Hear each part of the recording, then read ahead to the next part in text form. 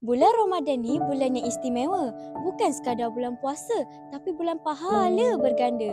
Salah satu amalan yang paling disukai Allah di bulan yang mulia ni ialah bersedekah.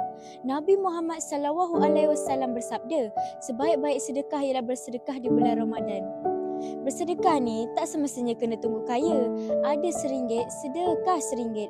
Tak ada duit, senyum pun sedekah. Hulu kurma sebiji pun pahala besar.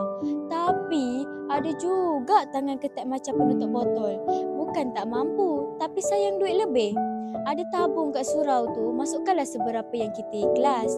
Tak dapat banyak, sikit pun jadilah buat bekal kita di sana kelak. Kawan-kawan, bersedekah ni bukannya rugi, malah untung berkali ganda. Duit kita takkan berkurang sebab sedekah, malah makin berkat. Lagi kita bagi, lagi Allah ganti. Itu janji Allah. Jadi, jom kita jadikan bulan Ramadan ni bulan pemurah. Asalkan ikhlas, Allah terima. Sekian, selamat berpuasa.